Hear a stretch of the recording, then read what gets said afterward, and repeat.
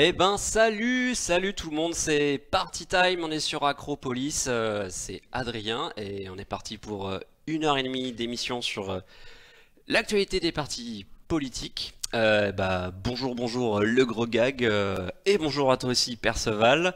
Je vois que Jean-Michel Balistique est là comme toutes les semaines, fidèle au rendez-vous.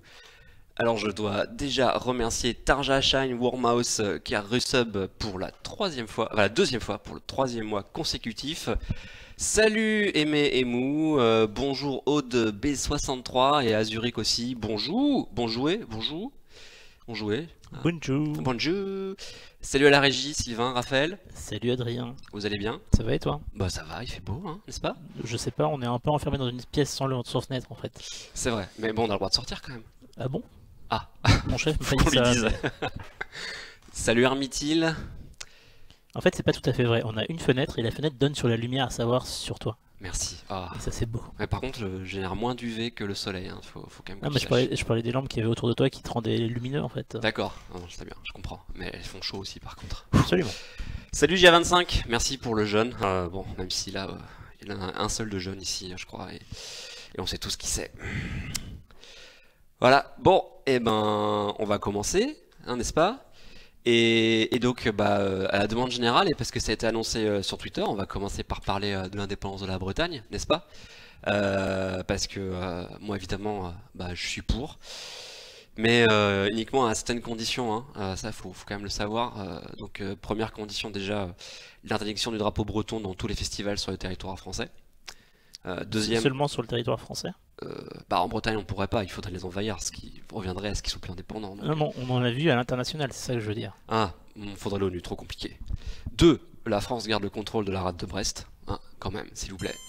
3, TF1 ne peut plus diffuser l'Interceltique. 4, les Bretons rendent le Mont-Saint-Michel. Et 5, enfin, ok, vous prenez la Loire-Atlantique, mais vous prenez aussi la Vendée. Voilà, ça c'est les 5 conditions pour l'indépendance de la Bretagne. Alors Perceval... déjà appliqué à position... Ah bah non, c'est pas interdit parce qu'on en voit tout le temps. Voilà, j'espère que vous appréciez l'ambiance musicale, n'est-ce pas? C'était pour se mettre dans le bain. On se prend les doigts. Et on fait un face-nose. Allez. Ah bah oui, Azure, il faudra un passeport parce que le temps que la Bretagne rejoigne à nouveau l'Europe et l'espace Schengen, en attendant, il y aura des contrôles aux frontières, hein. Et on fera pas sortir le beurre salé. Enfin, on le fera pas entrer en territoire français parce que le beurre salé, c'est du beurre dans lequel on a jeté du sel et c'est pas bon. Tout le monde sait ça. Voilà. Et l'indépendance des Deux-Sèvres. Ok, ça se négocie. On verra. Bon, allez, on va commencer pour de vrai. C'est long le bignon, hein. C'est pénible. Ouais, c'est très beau. Non, C'est- arrête Sylvain, c'est très beau les pignons. Non. Si c'est bien Je joué, veux- c'est très beau. je veux. Oui. Non. Enfin, je sais pas. Voilà, on va faire la vraie émission maintenant. Je parle trop fort ou pas? Dites-moi, parce que j'ai l'impression que ça résonne dans la pièce. Ou c'est Non, mon non, non, casque? non, tout va Non, bien. c'est bon. C'est le casque, c'est le...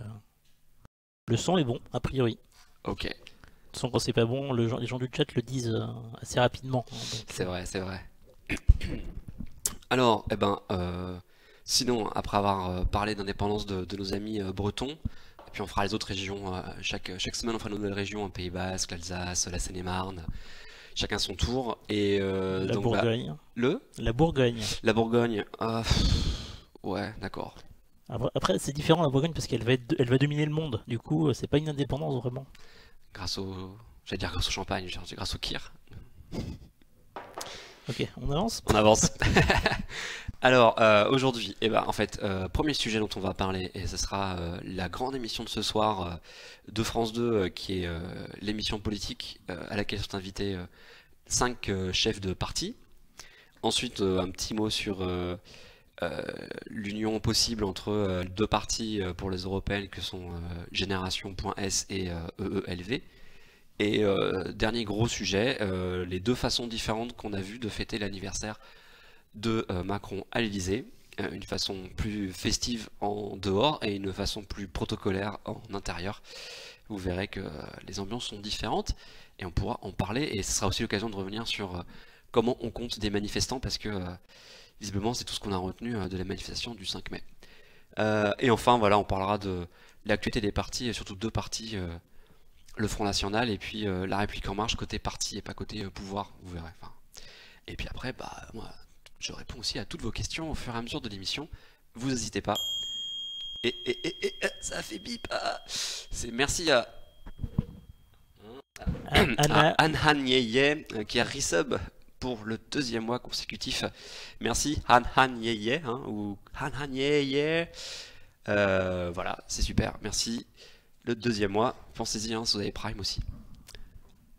vous connaissez Twitch Prime? Vous connaissez Twitch Prime. Mais j'ai jamais vu en vrai la pub en plus. Alors, je remonte mon fil. Donc, vidéo, Sylvain, s'il te plaît. Oui. Merci. La vidéo, celle qu'on a dit qu'on n'allait pas diffuser. Celle qu'on a dit qu'on n'a pas le droit. L'émission politique présentée par Léa Salamé. Je mets pas l'image par sécurité. D'accord. Alors là, vous voyez les images des chefs de parti. Réunis pour débattre du bilan du président, ce qu'il a réussi, ce qu'il a raté et ce qu'il ferait à sa place. Christophe Castaner, Marine Le Pen, Mélenchon, Wauquiez et Faure. Invités de l'émission politique, jeudi soir en direct sur France 2. Alors c'est ce soir sur France 2 et c'est à 20h55, c'est présenté, animé par Léa Salamé. Merci, oui, Perceval, la régie est très sobre. Et effectivement, comme le fait remarquer JA25, on va rentrer dans le dur du sujet, puisqu'en fait il y a déjà une polémique, comme d'habitude, quand les médias font des choix sur les invités, ben, ceux qui ne sont pas invités, ils sont pas contents. Et là en l'occurrence, en fait, il s'agit surtout de Benoît Hamon et de Nicolas Dupont-Aignan, c'est-à-dire Benoît Hamon pour Génération et Nicolas Dupont-Aignan pour la France debout. Debout la France, voilà. Debout la France. Ils sont chiants avec leur titre qui change. Après, on a des doutes, quoi. Ils sont pas contents parce qu'ils estiment qu'ils sont aussi légitimes que d'autres partis à être invités. Et donc, ils râlent et mettent en cause la neutralité du service public. Donc, il aurait fallu non pas avoir 5 invités, mais 7 de leur point de vue. Mais sachant qu'effectivement, on ne sait pas très bien quels sont les critères des invités, puisque si c'est score à la présidentielle, en fait, Olivier Faure, il n'aurait pas vraiment dû y être non plus, ou alors il aurait fallu inviter Nicolas Dupont-Aignan, puisqu'il n'y a que 600 000 voix d'écart entre les deux. Si c'est la présence ou non de députés, en fait, les communistes ont aussi des députés, et donc Pierre Laurent, qui est le secrétaire national du Parti communiste, a aussi râlé parce qu'il n'est pas invité. Et si c'est la diversité des points de vue qui doivent s'exprimer, il manque un écolo, quoi. Donc on ne sait pas très bien quels sont leurs critères, si ce n'est qu'en fait ils ont pris les 5 habituels et puis avec la majorité et les plus gros scores à la présidentielle et ceux qu'on connaît bien en fait. Et deuxième polémique, voilà, ça va vite sur le chat. Alors il n'y a pas l'UPR non plus, il n'y a pas le PIR, il n'y a pas Résistant, il n'y a pas NPA, Lutte ouvrière. Donc en fait, il n'y a pas le modem non plus. Il n'y a pas le modem qui maintenant a été un peu aspiré par la République En Marche, en tout cas dans l'expression publique.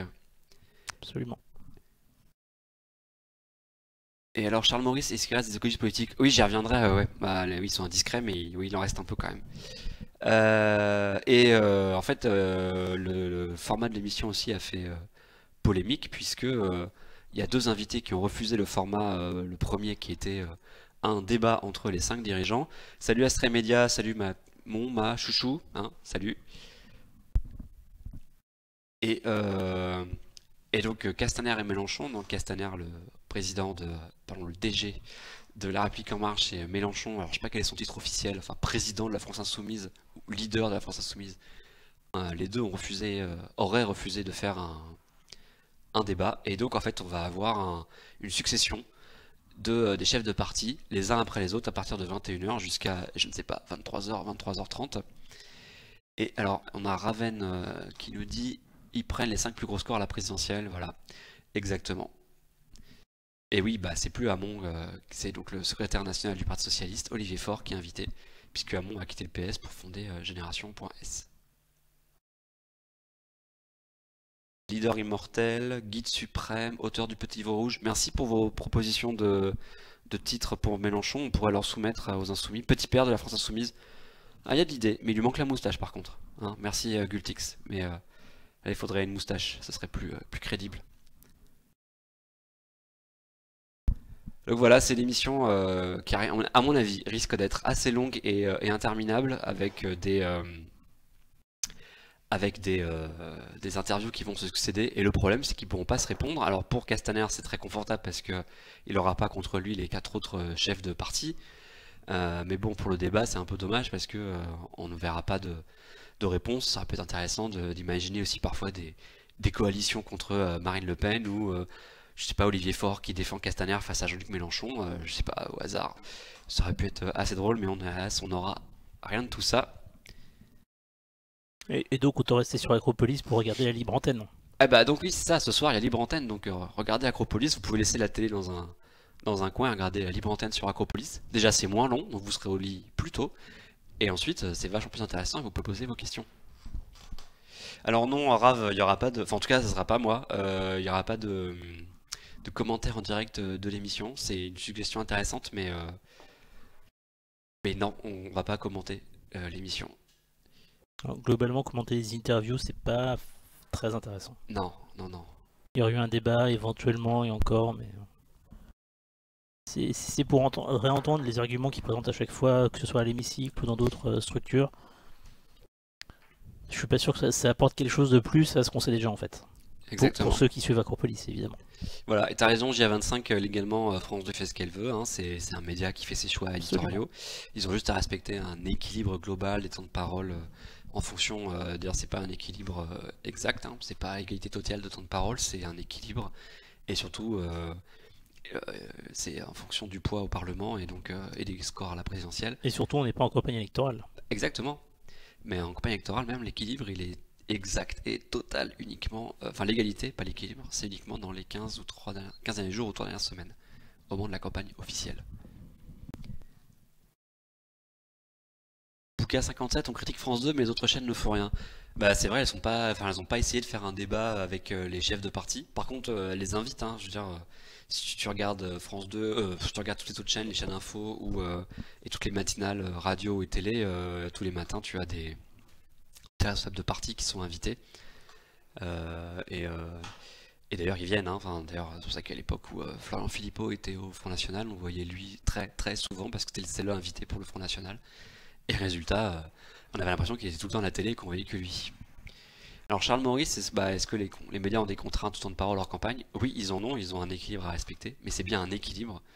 Et par ailleurs, la parole de la majorité est comptée à part de la parole de l'exécutif. Et quand je dis majorité, c'est-à-dire le parti au Parlement.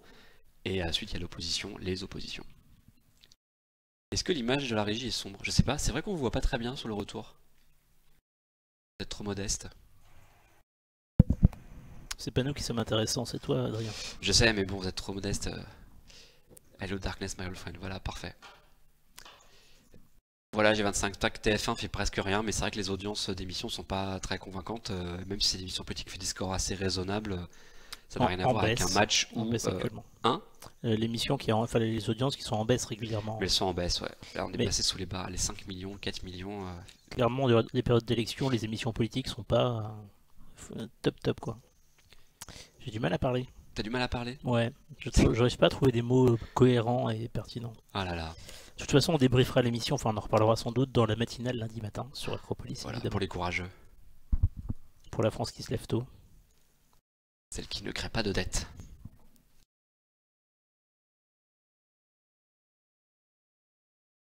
Voilà, donc ça c'était pour l'émission de ce soir. Donc ce soir vous avez le choix, soit vous mettez France 2, soit vous mettez la libre antenne d'Acropolis. Moi mon choix il est fait, mais je vais regarder France 2. Et non, je sais même pas en plus parce que j'avoue cette émission. Et on va passer à un pari que je suis en train de gagner. C'est pour ça que je voulais en parler parce que moi en janvier j'ai fait un pari, vous pouvez vérifier sur ma chaîne YouTube, un pari où j'ai dit qu'il y aurait une liste commune entre Génération et Europe Écologie Les Verts et peut-être le PCF. Là on voit aujourd'hui que il y a un sondage qui est sorti pour les élections européennes. Pour les élections européennes, pardon, oui, alors je précise pas, pardon, oui. D'ailleurs on a posé la question, je sais plus qui, quand commençait la campagne des européennes. En fait elle a déjà commencé, puisque par exemple La République En Marche est en train de faire ce qu'ils appellent la Grande Marche pour l'Europe, où ils tapent des portes pour faire répondre à un questionnaire, qui d'ailleurs est même en ligne si vous souhaitez. Et là en fait on commence déjà à avoir des manœuvres de partis pour commencer à parler des listes aux européennes. Donc la campagne parce qu'on on a aujourd'hui ce qu'on appelle une pré-campagne, c'est dans un an, donc eh ben, les partis s'organisent et ils commencent à réfléchir à qui ils vont mettre en tête de liste, comment vont se constituer les listes, parce qu'il faut quand même 75 noms, 77 même peut-être. En tout cas, il faut entre 75 et 80 noms pour faire la liste, plus à chaque fois un suppléant par poste, donc doubler la liste pour pouvoir présenter une liste en mai prochain. Et donc ça se fait pas en mars 2019, hein, ça se fait maintenant en fait, si vous voulez être prêt. Alors dites. Envoyez je suis prêt au 8 12 12. 8 12 12, où est-ce que c'est ça? C'est pour ta matinale? Non, pour être quand on est prêt pour la liste sur les élections européennes. Ah oui. On va faire une liste Acropolis. Voilà. Ce serait marrant. Faut qu'on trouve 75 personnes quand même. La communauté, ils sont des millions. Donc 75 streamers, 75 chatters, voilà. Est-ce que la parité est obligatoire sur les élections européennes? Absolument, comme toutes les élections Ok. en France. Sur le modèle dit de Shabada ou de la fermeture éclair, c'est-à-dire un homme, une femme ou une femme, un homme, et ainsi de suite. Je savais pas qu'on utilisait le terme Shabada personnellement. Shabada, alors peut-être que c'était que chez les écolos, hein, mais c'était une blague à cause de Shabalabada, Shabalabada, qui est la musique d'un homme, une femme. Voilà, il y a un film de Lelouch, je crois. Les vers sont cultivés. C'est pas, ouais, mais c'est pas que les Verts que j'ai entendu ça, c'est une blague de militants, je crois. Les militants sont donc cultivés. Les militants sont parfois cultivés, Incroyable. exactement. Ah non, ça s'emploie ce terme, oui. Merci G25 de confirmer. Ouais, je me sens moins seul.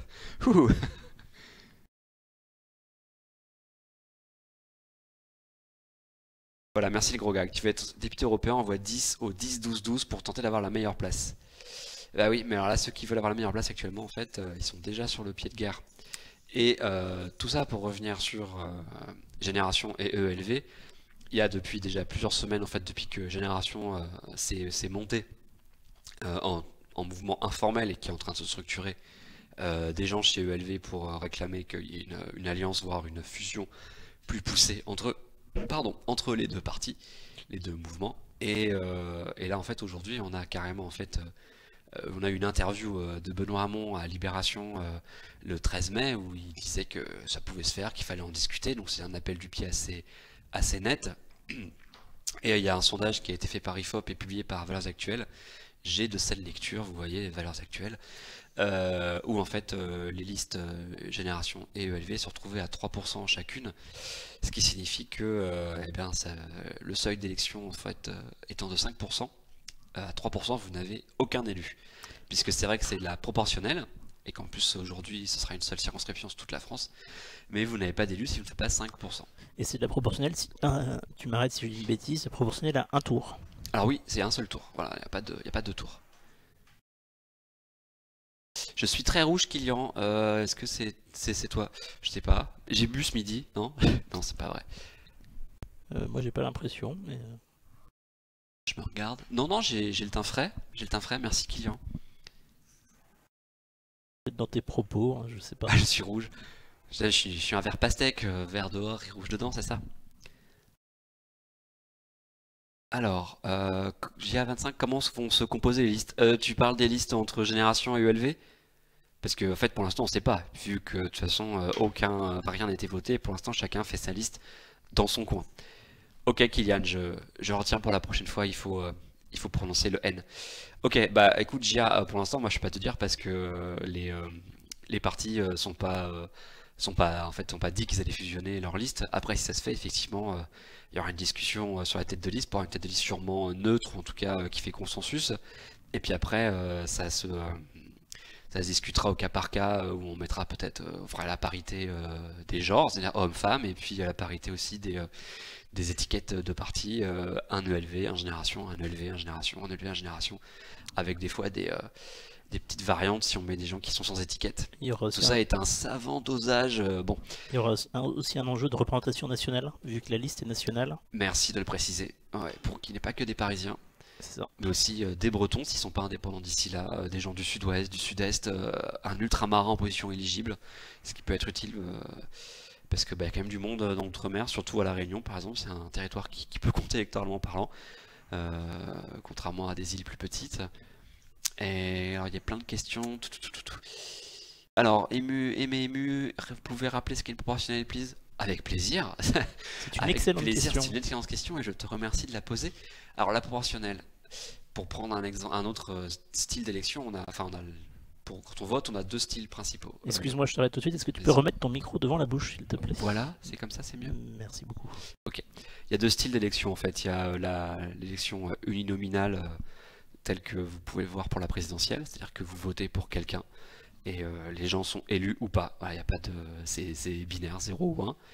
Et il y a sinon l'élection qu'on appelle proportionnelle, c'est-à-dire que là c'est sur liste, donc vous avez une liste de 10, 15, 20, 70 personnes pour un poste. C'est les élections régionales, les élections municipales et les élections européennes, pour parler des principales élections.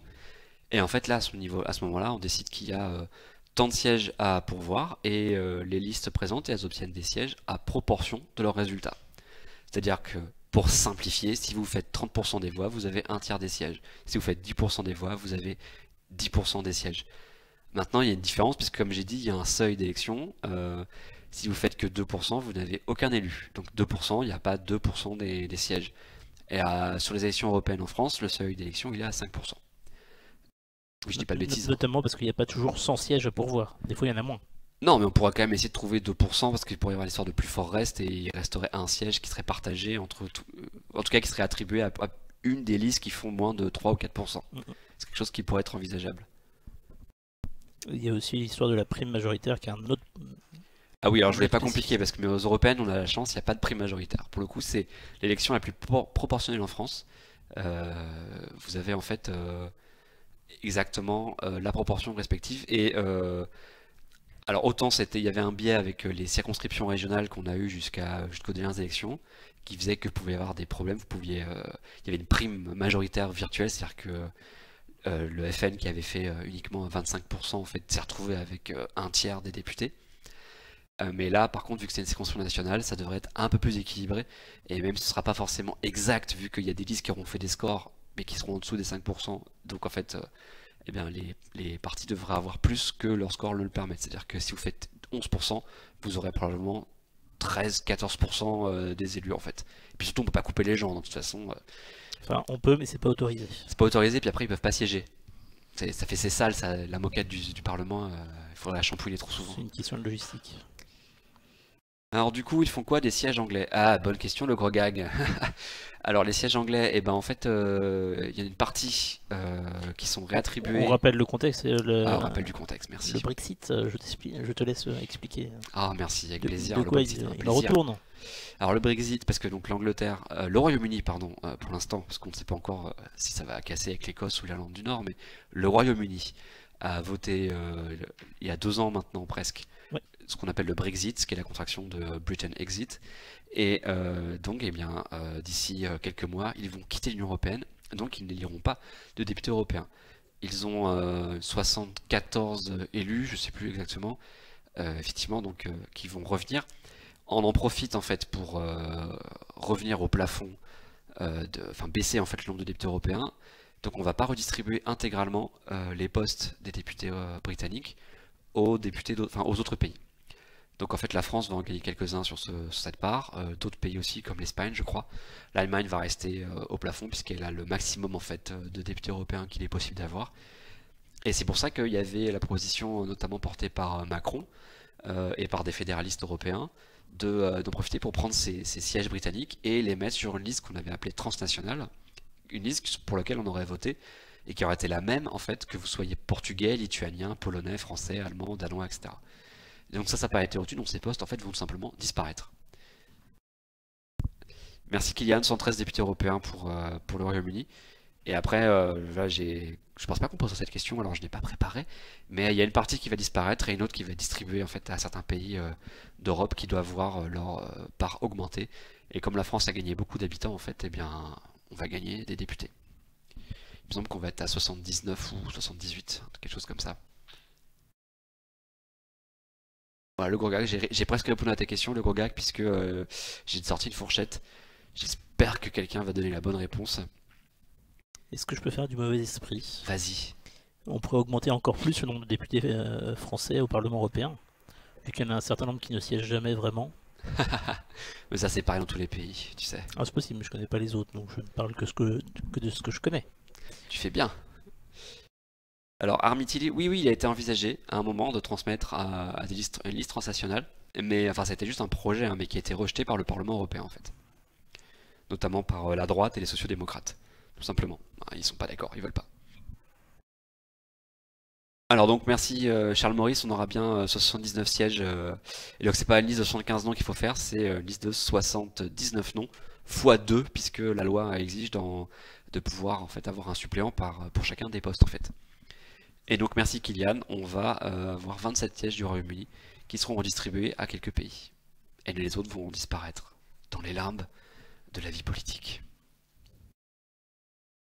Alors est-ce que c'est bon là pour cette parenthèse sur l'élection européenne? Alors le gros gag, oui, c'est l'Allemagne qui a le plus de députés. Je crois que c'est 90, parce qu'ils sont quand même 80 millions d'habitants, hein, c'est beaucoup. C'est le pays le plus peuplé d'Europe. Après, sur le plan démographique, c'est en train de bouger. Alors ça bouge, mais c'est long la démographie. Évidemment. Les gens sont lents à mourir, c'est infernal. Infernal. 96, merci Kylian. Ah, vous ne le voyez pas, mais moi je vois. Non, mais c'est à cause de l'Europe, ça. Vu qu'il n'y a plus la guerre en Europe, forcément, les gens prennent plus de temps à mourir. Hein. Je ne cautionne pas ces propos. Je ne cautionne pas ces propos. En même temps, c'est vrai, non? C'est vrai, il n'y a plus de peste noire non plus, et c'est bien. Aussi, accessoirement. Les Allemands, effectivement, ont une démographie moins dynamique que celle de la France sur les naissances. Par contre, ils reçoivent beaucoup plus d'immigration depuis plusieurs années, donc ce qui peut équilibrer leur déficit démographique. D'ailleurs, il y a certainement un lien de cause à effet. Et ce qui peut avoir un lien de cause à effet, effectivement.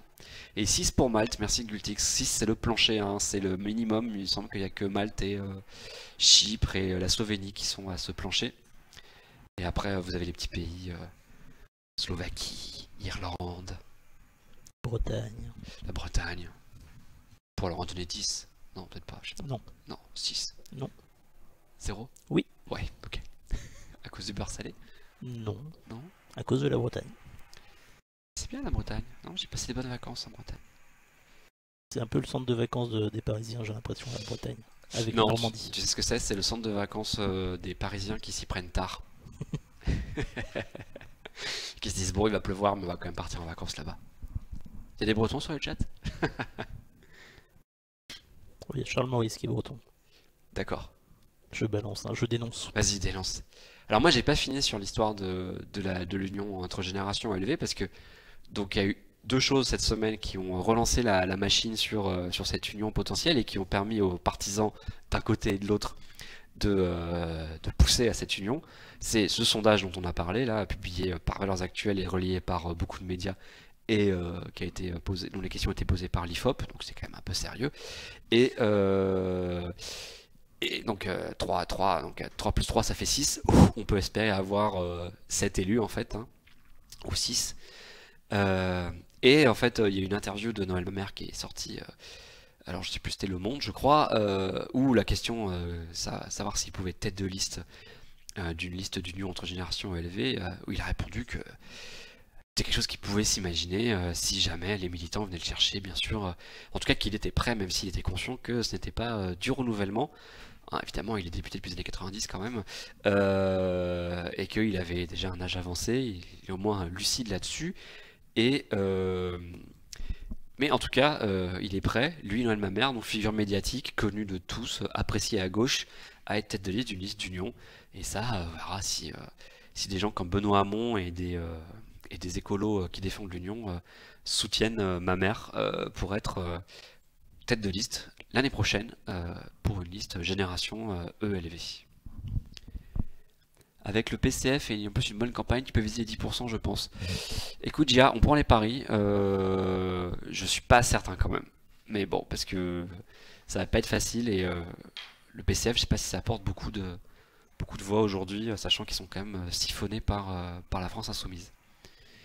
Le gros gars, quelles sont les conditions pour se présenter? Il n'y a pas de signature comme tu le demandes. Il suffit d'avoir 79 fois 2 personnes qui sont inscrites sur la liste électorale. Citoyen européen, puisque vous n'avez pas besoin d'être français, il suffit d'être citoyen de l'Europe. Hein. Vous pouvez présenter les Européens sur votre liste, des Italiens, des Baltes, des Finlandais, des Maltais même. Et effectivement après, vous avez le droit de présenter votre liste. Après, le reste, c'est qu'il faut faire campagne, quoi. Ça rapporte des militants pour faire campagne sous le territoire. Qu'est-ce que tu signifies par là? Qu'est-ce que tu veux dire par là, Armitil? Ça rapporte des militants. les militants ils viennent pas tout seuls. Hein. En tout cas, ils aimeraient bien les partis que les militants viennent tout seuls, mais faut travailler quand même.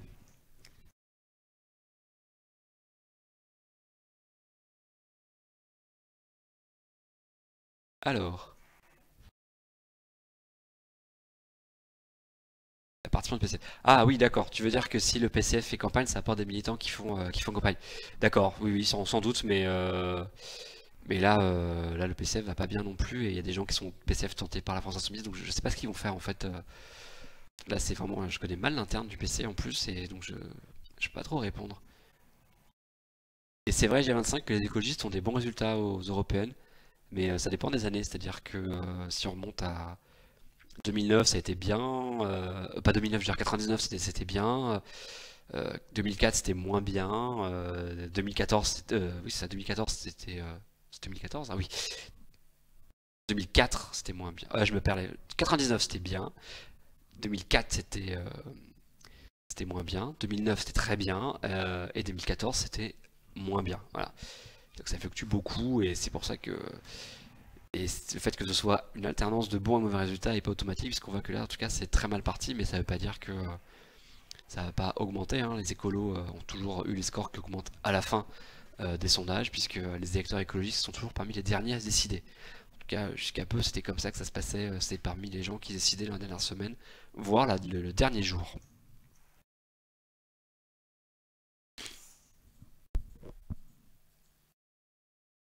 Oui, tu as raison, Perceval, on va arrêter sur ELV Génération et on va arriver sur le fait de fêter l'anniversaire de Macron à l'Elysée. On a eu deux façons de fêter cette première année. Donc là, il y a 2 semaines, en fait, à la dernière émission, on était avant la fête à Macron qui a eu lieu le 5 mai. Alors bah ça commence à dater, mais comme on s'est pas vu depuis, eh ben, on va en parler un tout petit peu parce que j'avais déjà 2 questions à voir avec vous. Est-ce que ça vous paraît violent? Parce qu'il y a une polémique justement les derniers jours avant qui disait que oh, mon Dieu, c'est violent, on voit des gens qui jettent des poireaux sur les affiches. Et est-ce que vous pensez que c'est réussi? Pour savoir en fait justement parce que il y a une polémique sur le comptage des manifestants euh, qui en fait a après pris tout l'espace médiatique sur le compte rendu de cette manifestation. À savoir, est-ce que c'est 160 000, est-ce que c'est 40 000? Il y a Jean qui a fait une explication intéressante sur les différences de calcul du nombre de manifestants, notamment sur son compte Twitter, auquel je vous invite à vous abonner évidemment, en expliquant que les méthodes sont différentes. C'est-à-dire que la préfecture et l'organisme qui travaille avec les médias pour compter les manifestants fait un comptage physique. Il compte vraiment les gens qui passent dans la manifestation les uns après les autres. Alors que les organisations, qu'elles soient syndicales, politiques, sur les manifestations, font des calculs statistiques. La place fait telle surface, il y a 8 personnes par mètre carré par exemple, et donc ils font le calcul 8 fois la surface de la place, et déterminent comme ça approximativement, statistiquement, le nombre de personnes présentes à la manifestation. Ce qui crée souvent un décalage énorme entre les deux. Ouais, alors c'est donner un mode de comptage presque scientifique aux organisateurs qui aussi ont une méthode de communication dans leur comptage et arrivent quand même. Enfin, ouais. J'étais très content des résultats du comptage des manifestants quand j'étais dans une manifestation, puisque Évidemment. je préférais toujours bien sûr les chiffres des organisateurs aux chiffres de la préfecture, qu'on estime sous-estimés. Hein. Et pour le coup, c'est même pas une histoire de gauche-droite parce que je sais pas si tu te souviens du meeting de François Fillon à Trocadéro Exactement. pendant la campagne présidentielle. Et ils avaient bien expliqué, les organisateurs, que la place de Trocadéro fait telle surface, elle peut contenir tant de personnes. Alors que les médias et la préfecture devaient annoncer des chiffres beaucoup moins importants. Alors, Bouquin 57, tu as raison, avec un traitement d'image, on pourra mettre une caméra, un logiciel et compter les gens, mais en fait, tout dépendra de où tu mets la caméra, c'est-à-dire est-ce que tu la mets à l'arrivée, est-ce que tu la mets au départ, est-ce que tu la mets sur le chemin, et dans ce cas-là, tu rates à la fois des gens qui sont venus au début mais qui sont partis, etc. Faut mettre des drones, non? Ou des drones, ouais, qui font. Mais là aussi, tu peux rater des gens qui partent ou qui viennent entre-temps. De toute façon, les comptages de manifestants, ce serait forcément uniquement une estimation. Maintenant, moi, Je me rappelle que donc avant la manif pour tous, en fait, la gauche en général était toujours très contente des chiffres des organisateurs et moquait les chiffres de la préfecture. Une fois qu'il y a eu la manif pour tous, qui quand même a gonflé éhontément ces chiffres de manif, hein, là, je crois qu'on peut le dire et être assez d'accord là-dessus, quand ils annonçaient 1 million de personnes sur le champ de Mars alors que c'était pas possible physiquement, ça pose problème. Et là, tout à coup, la gauche s'est mise à croire en fait aux chiffres de la préfecture et à les relever et à leur faire confiance en fait, à faire confiance aux chiffres de la police. Et bon, moi je trouve ça rigolo que maintenant que la gauche refait des manifs en fait, c'est-à-dire que on fait comme d'habitude, disons, après avoir fait confiance aux chiffres préfectoraux pour la manif pour tous, se mettent en fait à ne plus faire confiance aux chiffres de la préfecture pour ses propres manifestations. Moi j'avoue, pour le coup, moi j'ai changé d'avis complètement et autant avant la manif pour tous, j'ai été pour les chiffres des organisateurs, c'est normal, disons, bon militant.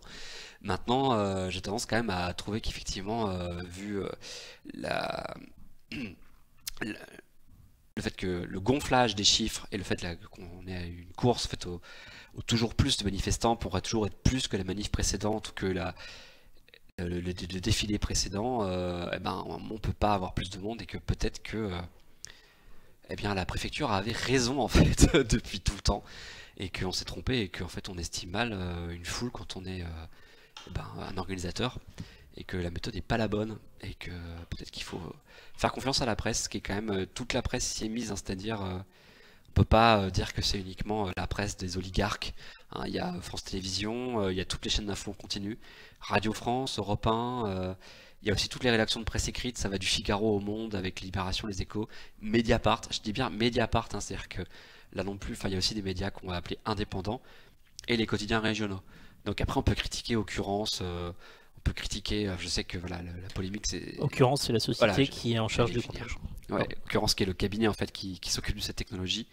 Et donc en fait le média c'est-à-dire le média, on peut dire le média de la France Insoumise ou on dit juste le média avec un M On majuscule? dit le média, et parce qu'il y a un autre truc qui a été lancé par la France Insoumise qui s'appelle Canal Phi.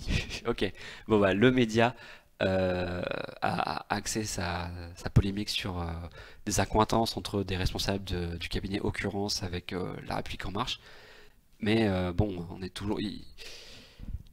on a toujours d'un côté une méthode qui en tout cas a une fiabilité à peu près, et une autre méthode qu'on ne connaît pas en fait, qui est en fait du doigt mouillé et qui est celle de l'organisateur de manifestation Qui est depuis statistique. tout le temps et qui est statistique. Enfin, je sais pas si les statistiques, franchement, moi j'ai vu des comptages de manif où bon, hein, on avait le résultat avant que la manif commence, hein, on dira 120 000 quoi. Bon, C'est ce qui a été reproché à la France Insoumise d'ailleurs sur la fête à Macron avec une annonce qui a été faite vers 15h30 je crois, alors que c'était pas fini, c'était pas... Tout le monde n'était pas encore arrivé, c'était assez particulier. est-ce qu'il faut croire les chiffres de Twitch? Ah bah pour le coup, Fanny Dufos, s'il y avait des manifs en ligne, on aurait des chiffres ultra fiables. Puisque le moindre clic est comptabilisé, donc c'est là, Oui, mais il peut y avoir des clics de robots. Il peut y avoir des robots, c'est vrai. Oh, tu casses tout mon truc. D'ailleurs, les modérateurs du chat sont-ils des robots? La question est ouverte. Le Moobot?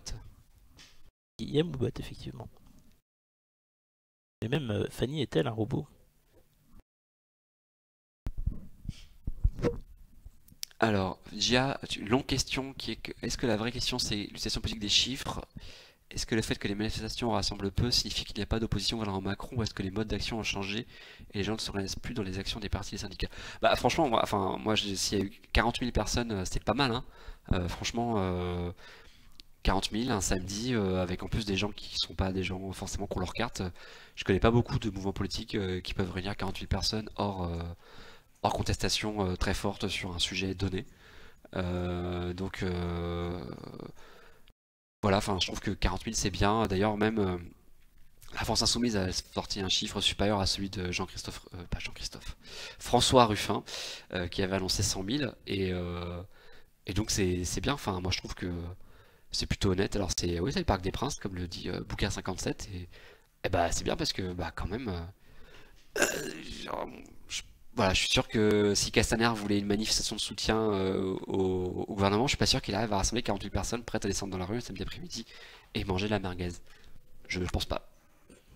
Alors ça sera peut-être pas des merguez effectivement, mais je suis pas certain, parce que les marcheurs sont peut-être pas des millions, mais ils sont très mobilisés comme on le voit dans la marche qu'ils font pour l'Europe. Ils Ouais, sont pas beaucoup, mais ils sont très motivés. Ouais, mais t'es très motivé, mais ouais, mais tu serais 10 000 quoi. Et puis le pouvoir d'achat des marcheurs est quand même plus élevé que Ah, il pourrait acheter plus de merguez. hashtag cliché. Je fais une petite parenthèse, je vois qu'il y a Maïko Barou dans le chat qui est modérateur également et à qui on souhaite un joyeux anniversaire. Mais joyeux anniversaire, Maïkou Barou, c'est ça? Absolument. Joyeux anniversaire, Maïkou Barou. Je vois pas. Ah, Maïkou Barou aussi. Il est Joli emoji Jean-Luc. Joli emoji Méluche. réservé aux abonnés Twitch. Alors j'ai droit alors, ça c'est cool.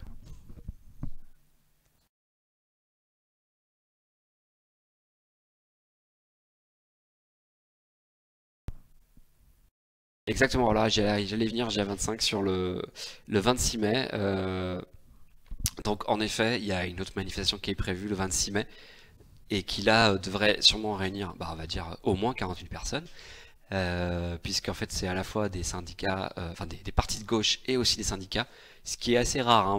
On a en France quelque chose qui s'appelle la charte d'Amiens, qui a été signée dans les années, je demande à la régie de dire la date exacte, mais ça se trouve c'est 24 ou je sais plus si les années 10 ou les années 20, mais ça nous rajeunit pas, et qui est un texte qui définit le champ d'action des partis politiques et des syndicats. La charte adoptée en octobre 1906 1906, c'est encore plus vieux, dis donc. est connue à partir de 1912 sous le nom de charte d'Amiens. Voilà, bon, merci. On parle bien de la 1906. ville d'Amiens et non pas du prénom.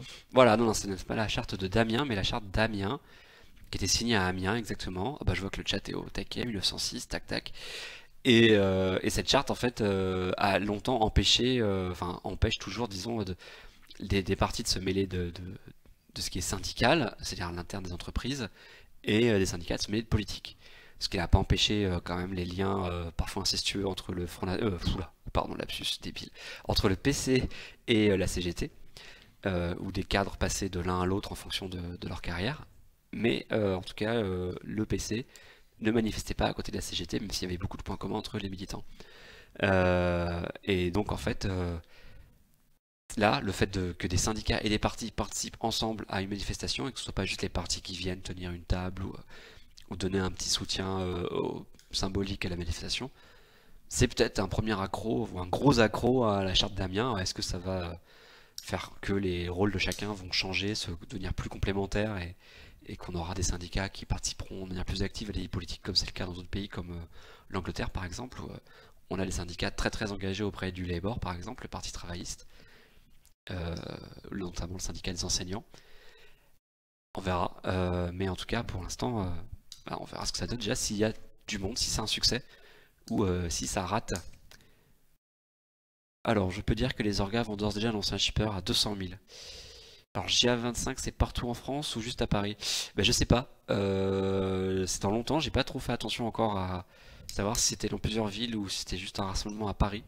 En général, il y a un gros rassemblement à Paris et ceux qui peuvent pas se déplacer organisent des manifestations locales. Il y aura pas d'écart? Alors il y aura certainement des écarts, mais Des écarts? Est-ce qu'il y aura des trains en moins? Est-ce que ça tombe pas en plein pendant la grève perlée de la SNCF? la question reste ouverte. Alors, Perceval, tu nous proposes BDE, UNEF, UFAGE, PS, LRM, cabinet ministériel pour l'ascenseur politique. Ah, on en reparlera une autre fois, mais je pense que c'est un peu plus complexe. En tout cas aujourd'hui, parce que l'UNEF, c'est moins automatique. Alors c'est vrai, Fanny, que Mélenchon a tenté, enfin ça a été mal perçu justement par les syndicats, que Mélenchon les invite à ou les convoque à sa manifestation. Et c'est justement parce qu'il a cette charte d'Amiens, en tout cas cette habitude de bien séparer le syndicat du politique. Et donc bah, les syndicats n'ont pas apprécié et ont dit qu'ils ne viendraient pas. Mais pour le 26 c'est différent, je ne sais pas ce qui est différent, peut-être que c'est plus poli en fait, que l'invitation est posée de manière différente. Le gros gag, mais il faut écouter la charte d'Amiens, on vient de dire ce que c'est. J'ai l'impression d'être un prof, il fallait écouter. Tu regarderas le replay. Ce sera au replay. Voilà, merci Fanny pour le lien vers Wikipédia, comme ça, hop, c'est parfait. On sait. Et sinon, alors, bah, il y avait une autre... Il y avait une autre façon de fêter le premier anniversaire de Macron à l'Elysée. Et là, bon, c'est un peu... C'était discret, mais bon, bah, il n'y avait pas de médias, mais il y a quand même, bien sûr, comme on peut pas s'empêcher de tweeter, il y a des photos qui sont sorties, et là, c'était une fête, c'était alors dans un musée, alors, je suis jamais allé, mais il paraît que c'est très joli.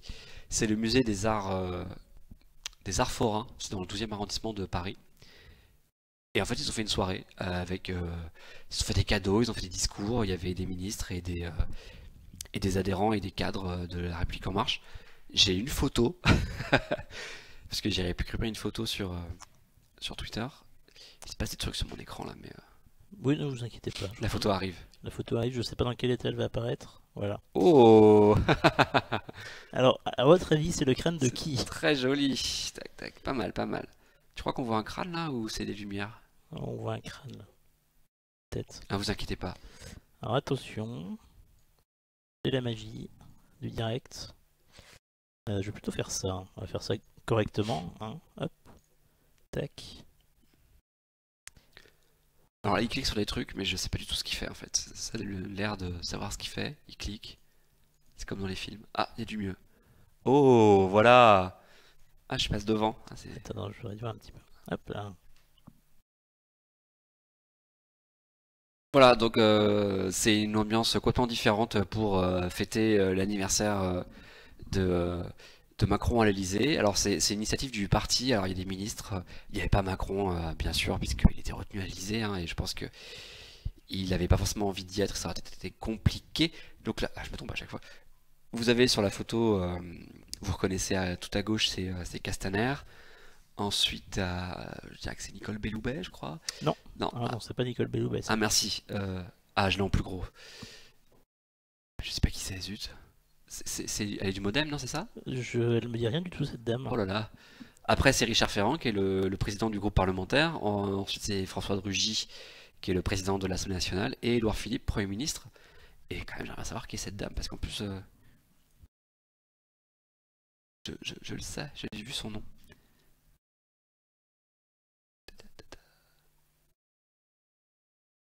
Et donc, c'était le crâne de Christophe Castaner, évidemment. C'était la présidente par intérim avant Castaner. Oui, c'est ça, mais ce n'est toujours pas mais il me semble que c'était Belloubet, hein, mais non. Ah non, c'est pas Belloubet. C'est certain à 200%. Ah, ça prépare pas ses émissions. Ah, ça fait pas la légende des photos. J'ai oublié qui Catherine était. Barbarou. Voilà, merci. Ah, heureusement que vous êtes là, le chat. Merci au fou. Hein. Merci beaucoup. Catherine Barbarou, qui effectivement a été la présidente entre l'élection de Emmanuel Macron et l'élection ou nomination de Castaner à la tête. Alors Gultix, est-ce que vous croyez qu'ils ont fait un diapo avec toutes les photos gênantes de Macron? Ça aurait été drôle peut-être, un peu comme dans les mariages, c'est ça, avec un PowerPoint de photos gênantes. Je sais pas trop l'ambiance en fait, hein, je suis pas sûr.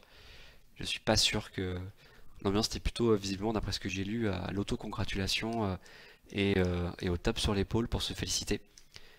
Mais et attendez.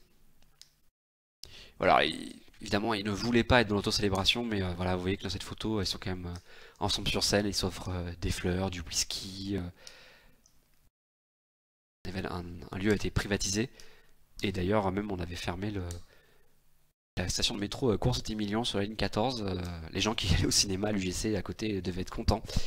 Alors Fanny, est-ce que c'était une soirée de choupa? Alors la choupa c'est réservé aux questions gouvernement, hein. Moi je peux pas dire si la soirée était de choupa. En tout cas, je pense que c'était pas trop critique, hein. On va quand même pas se raconter d'histoire.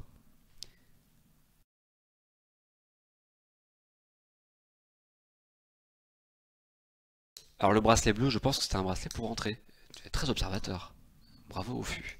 Au fût. Au fou. Au fou.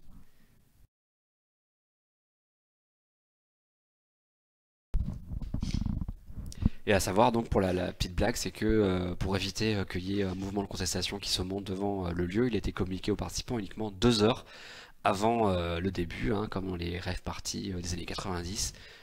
Ils ont connu le lieu 2 heures avant par SMS. C'est un vrai chemin de piste. Oui, alors que dans les années 90, peut-être pas les SMS qui étaient les plus utilisés. Années 90? Ah si, fin des années 90. Non, il y avait le tatou. Le tatou. Le tam-tam. Il y a des lycéens sur le chat, vous savez pas de quoi il s'agit, hein. Là c'est des vieux qui On parlent. parle d'un temps que les moins de... Les tatous c'était des beepers, des pageurs, ça coûtait 350 francs et on avait des messages textes dessus. C'est l'ancêtre du SMS. Et parfois le message c'était un numéro à rappeler, donc après on avait le tam-tam et on allait sur une cabine téléphonique pour rappeler la personne avec une carte téléphonique, une télécarte. J'ai l'impression d'avoir 120 Et ans quand encore, je raconte ce genre de truc. la télécarte était moderne. Avant, c'était juste des pièces comme Des dans les pièces, ouais. Ou alors les plus modernes avaient une carte bleue qui marchait dans le téléphone quand même. films. Ça, c'est récent, ça. Non, ça a toujours marché. Donc Raven, tu es né en 97, mais tu le savais. Eh ben écoute, c'est génial. C'est génial, bravo à toi. Mais n'empêche, quand même, ça a disparu tout ça. Et d'ailleurs, en 96, il y a eu l'ajout de 2 numéros en plus dans les numéros de téléphone. Mais on s'en fout complètement. On s'en fout, mais merci de le rappeler. C'est le 96, les 01, 02, 03, 04, 05 ont été ajoutés, et 06 pour les portables. Oui. Même si on n'avait même pas 5 millions à l'époque. Pas tellement. Alors Gia, tu as raté la teuf de Macron, mais non, parce que là tu as la photo, là tu as la vraie fête d'anniversaire de Macron, présidée par Castaner, Édouard Philippe et Ferrand, ainsi que Christiane ou Christine Barbarou, j'ai encore oublié son prénom,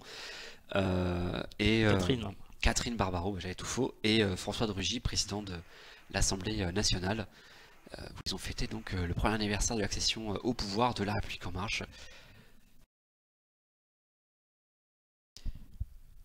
Et effectivement, c'était sûrement la grosse ambiance. Alors moi, de ce que j'ai vu sur Twitter des participants, les gens étaient très contents d'y participer, mais ça faisait très happy few quand même. Je sais pas quel est l'effet en fait sur l'image d'un parti et d'un gouvernement d'une telle sauterie privée devant une tenture rouge où on s'échange des cadeaux entre dirigeants. Je sais pas, je suis pas conseiller en com de la République en marche, mais j'avoue, c'est assez bizarre. Qu'il profite, ça va encore durer 4 ans avant qu'il retourne là d'où il vient. Écoute Jean-Michel Balistique, on verra. Les pronostics sont ouverts. Les pronostics et les paris sont ouverts. Est-ce qu'ils seront aussi fiables que les pronostics de l'Eurovision où la France il y avait des chances de gagner, mais en fait pas du tout. Ça on verra. Déjà justement les européennes vont être un premier indicateur de ça, puisque si un parti au pouvoir arrive à faire un gros score aux européennes, ce qui serait rare en fait, puisque en général ils font un très faible score, donc si le parti au pouvoir fait un bon score aux européennes, on pourrait dire que ça se passe pas si mal, et qu'en tout cas il arrive à tenir au moins sa base électorale, ce qui parfois en politique est le principal. 4 ans c'est tellement long, mais non j'ai 25, c'est long et en même temps ça passe tellement vite.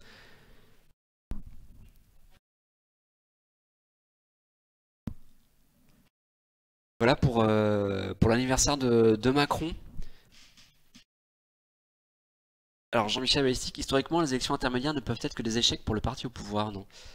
Eh ben oui, mais c'est récent en fait, hein. Je sais pas si je sais pas si ça a toujours été comme ça en fait.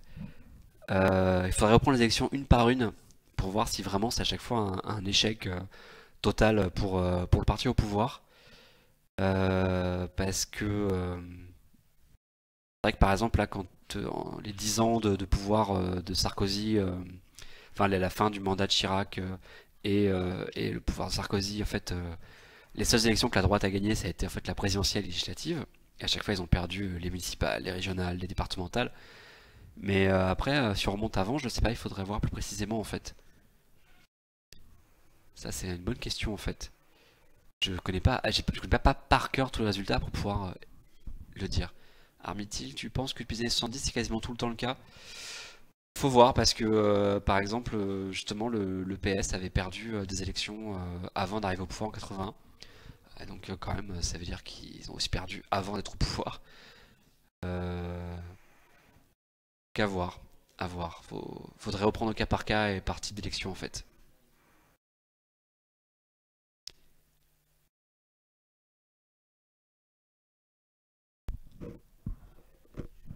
Pardon, ça parlait en régie, j'étais dérangé. À l'époque du Mitterrand, c'est déjà le cas. Bah, faudrait voir, hein, parce qu'on se rappelle des législatives, mais est-ce que les municipales ont été un échec pour le PS à chaque fois dans les années 80? Je sais qu'il y a eu l'échec de 93 qui était très très lourd, mais c'était une élection législative. Faudrait reprendre, ce serait intéressant. Bah écoutez, voilà une bonne question. Est-ce que à chaque fois les élections intermédiaires, depuis la 5ème République, les élections intermédiaires ont-elles toujours été un échec pour le pouvoir en place? J'essaierai d'avoir une réponse circonstanciée et nuancée, bien sûr. Toujours. Désolé de t'avoir perturbé, hein, nous travaillons. Je t'en prie. Oui, bah oui. Alors que moi, je ne fais que parler. Tu discutes. Je discute. 83, vague bleue au municipal. Ok, bon bah ça répond en partie à la question. Merci Hermitil. J'avais 1 an. J'avais 1 an. Et bah oui, la régie dissipée, Perceval, elle travaille, mais elle fait du bruit et ça peut nous gêner en fait. Quelle indignité. Quelle indignité. Faut le faire avec le ton, s'il te plaît. Quelle indignité. Je le fais avec les mots. Merci, vas-y. Ah, super.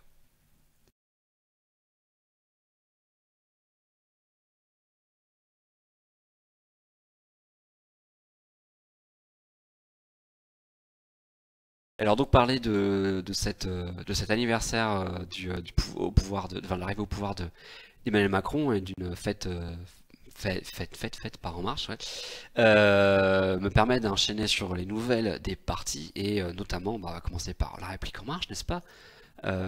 Puisque il y a plusieurs éditorialistes qui se posent la question de savoir si ce parti existe vraiment et s'il n'est pas uniquement un mouvement qui a servi à Macron à arriver au pouvoir dans la plus pure tradition gaulliste de la Cinquième République. Hein. On fait un parti pour arriver au pouvoir et après on s'en désintéresse.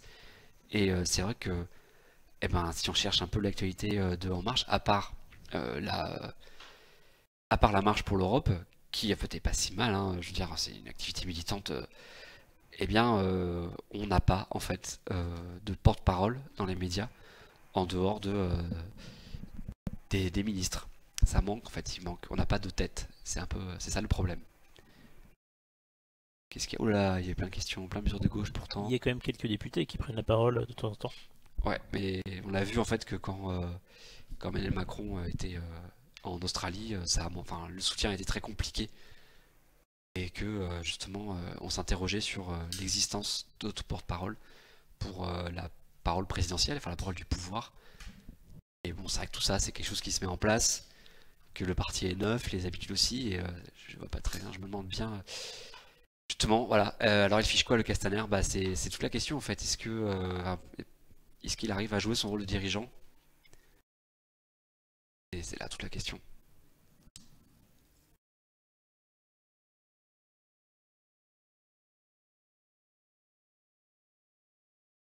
C'est toujours le problème des partis au pouvoir, hein. C'est-à-dire qu'ils peuvent pas avoir une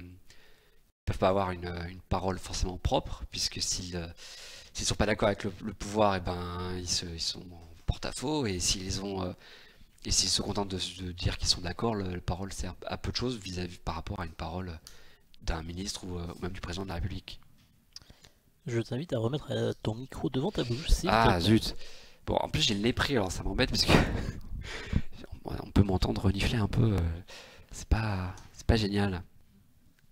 La prochaine fois, tu prendras de l'homéopathie, ça te soignera, tu seras en forme. C'est ça. Ah bah attends, je vais boire un coup d'eau et ce sera pareil. Vas-y, je t'en prie. Pendant ce temps, la régie vous propose une animation verbale. L'animation verbale vous est offerte par la régie. Une régie pro, une régie de qualité. Une régie réactive. Ah, une question sur le statut. Moi j'aime les statuts. Alors oui, G25, exactement. Vu que tu t'es inscrit une nuit bourrée après un pari perdu, et que tu reçois les newsletters de La République En Marche, tu es considéré comme adhérent. Au même titre d'ailleurs que si tu avais fait la même chose pour la France Insoumise. Et donc c'est pour ça qu'ils ont un chiffre de plusieurs centaines de milliers, 400 000 adhérents, et la France Insoumise c'est même 500 ou 600 000, je sais plus. Et donc, eh bien, c'est pour ça qu'ils peuvent dire qu'ils ont beaucoup plus d'adhérents que les autres partis de France où pour adhérer il faut payer. Forcément, quand il faut débourser 20, 30, 50 euros pour adhérer, ben c'est plus compliqué quoi. L'alcool ne suffit pas toujours. Et bah même si l'alcool peut permettre de taper son numéro de carte bleue, déjà on peut se tromper, et puis parfois débourser l'argent ça dessoule, donc c'est moins facile. Donc non, effectivement, tu es considéré comme adhérent puisque ils tombent dans leur base d'envoi de newsletter. Mais par contre, ça ne veut pas dire que tous ces adhérents sont des gens qui se déplacent en réunion et qui frappent aux portes pour la marche de l'Europe, et qui sont des gens aussi qui vont ensuite faire campagne aux européennes, distribuer des tracts, continuer à faire du porte-à-porte, etc. On en revient toujours à la distinction entre adhérents et militants. Exactement. Et aussi la distinction entre sympathisants, adhérents, militants, à savoir qu'en fait, à partir du moment où vous êtes sympathisant En Marche, vous êtes considéré comme adhérent, puisque vous recevez leurs informations, et donc on peut dire que vous êtes sympathisant. mais vous êtes techniquement dans un autre parti, vous ne serez pas considéré comme adhérent et surtout pas comme militant parce qu'en fait on vous voit jamais et vous faites pas d'action physique pour promouvoir le parti. Une question intéressante, il faut que je remonte un peu.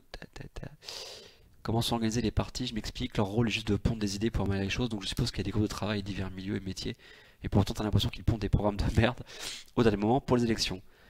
C'est léger comme participation à la vie politique quand c'est le but premier du parti. Ok Bouka.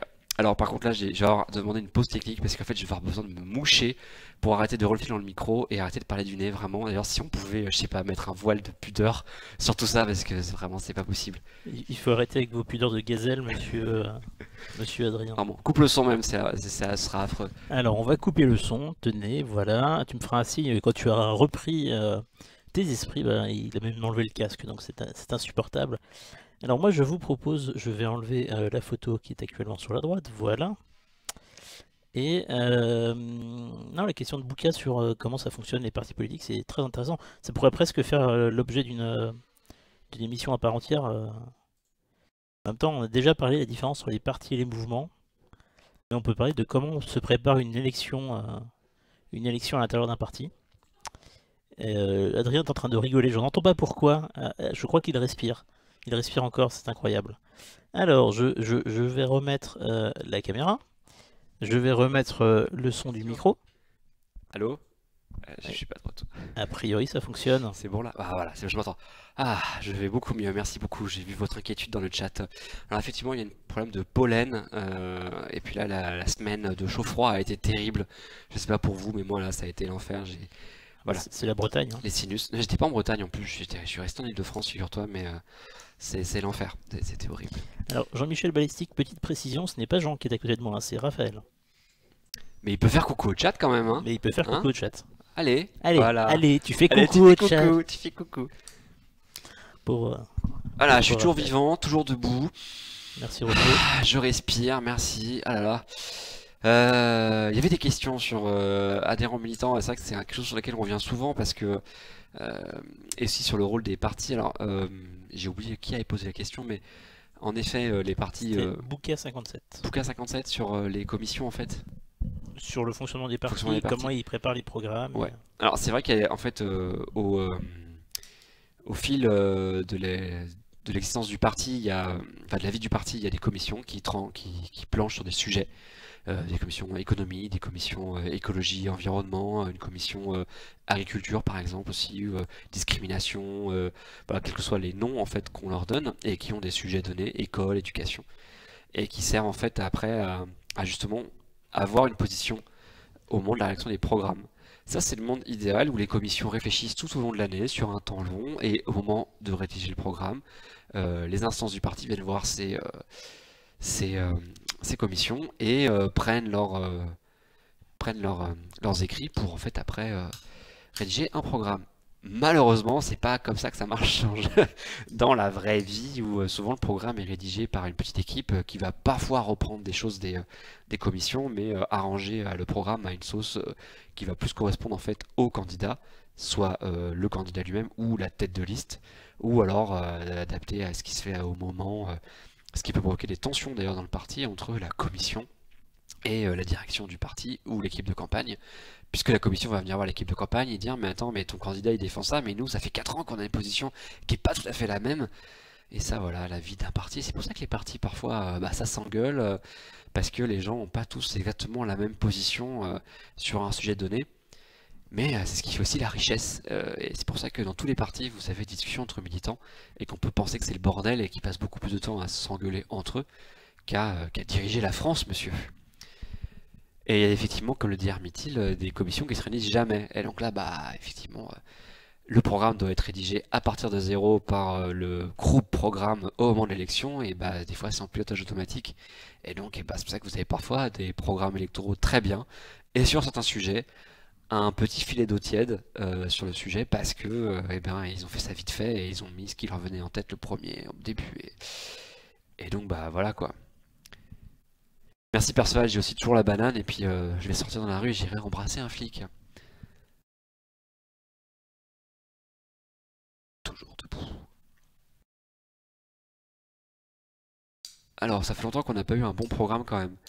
Mais ça dépend beaucoup au programme des partis et est-ce qu'il faut un parti qui arrive avec un programme ficelé en disant le 20 juin 2019 on fera ça, en septembre 2020 on fera ça, ou alors est-ce que il faut qu'on ait un parti qui présente des valeurs, un cadre dans lequel il va évoluer.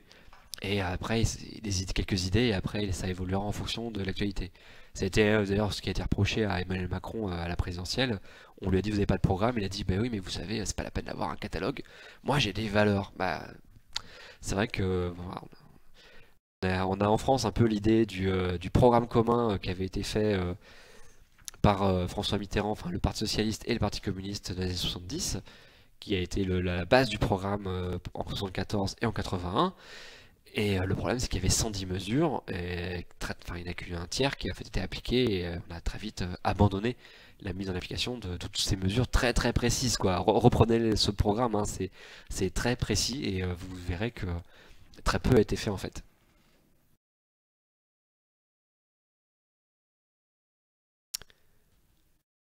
Voilà, bonjour le Joge, le sujet actuel en fait, bah là je parlais rapidement de l'état de la République en marche, le parti, et ça nous a permis de partir sur le statut, enfin la différence entre le rôle du militant, du sympathisant et de l'adhérent, pour en venir sur la rédaction d'un programme et la vie interne d'un parti, à savoir est-ce qu'il y a des commissions, des groupes de travail sur des sujets donnés. Et donc aussi pourquoi parfois ces commissions et ces groupes de travail n'étaient pas forcément pris en compte par le programme final aux élections, parce que je sais, il se trouve aussi que parfois les partis mettent en place avant les élections des groupes spécifiques de travail sur le programme. Le PS a fait beaucoup ça, ils appelaient ça les ateliers de la présidentielle, où les gens se réunissaient 8 mois avant les élections et planchaient sur un programme. Tout ça faisait des cahiers et ça remontait à la direction et qui après on faisait ce qu'elle voulait un peu. Et forcément ça générait aussi des mécontents qui ne voyaient pas les idées en fait dans le programme final. On a eu aussi Hollande qui, malgré un accord entre deux partis en 2012, a appris ce qui lui convenait dans cet accord pour en fait défendre son propre programme. Voilà, donc c'est tout le problème en fait de savoir si c'est les idées qui priment ou la personne, et comment on défend une idée, et comment on la porte. Ben voilà, bah, GA25 résume ça très bien. Avec l'arrivée des primaires, on a eu des espèces de start-up de candidats où en fait le rôle du parti était complètement mis de côté sur non seulement sur la rédaction du programme, mais aussi sur l'apport de militants. Et en fait, une écurie, une start-up présidentielle en fait se lançait et le programme c'était tout simplement le candidat. Ce qui rendait encore plus ridicule le choix d'un programme avant le candidat, puisque si vous avez un programme bétonné duquel on ne peut pas dévier et qu'ensuite vous dites on doit choisir entre 4 ou 5 candidats, s'ils doivent défendre la même chose exactement, quel est l'intérêt de choisir entre plusieurs candidats? Pour reprendre la primaire socialiste, vous aviez entre Manuel Valls, Benoît Hamon et Arnaud Montebourg, ils défendaient pas exactement la même chose. Donc à quoi ça servait d'avoir un programme bien ficelé, tout comme il faut, si d'un côté vous avez un Manuel Valls qui va défendre une économie plus libérale par exemple, et Macron, pardon, là, et Hamon qui sera plus sur l'historique du PS, de l'écologie. Donc on sait bien entendu qu'ils ne respecteront pas un programme ficelé pendant 2 ans par les commissions du Parti Socialiste. Voilà Fanny, effectivement, et aussi en 2007, Ségolène Royal qui a dû composer avec un programme qui n'était pas le sien, parce que le poids du parti, de l'appareil était là et qu'elle a dû défendre des choses qui lui convenaient pas et qui sortaient un peu de ce qu'elle avait tracé comme voie dans, euh, dans sa campagne de la primaire. Alors Charles Maurice, Valls libéral dans quel monde? Oui Charles, alors si tu es un vrai libéral au sens comment dire, Hayek du terme. Effectivement, Valls n'est pas libéral, mais disons qu'il est plus libéral économiquement que Benoît Hamon, qu'on pourrait qualifier de plus, je sais pas, plus étatique, enfin, plus économie sociale et solidaire aussi que Valls. Voilà. Et on va pas revenir sur Valls en Catalogne parce que le problème n'est pas réglé, et donc on verra plus tard si ça se fait. Et là, on va bien rigoler.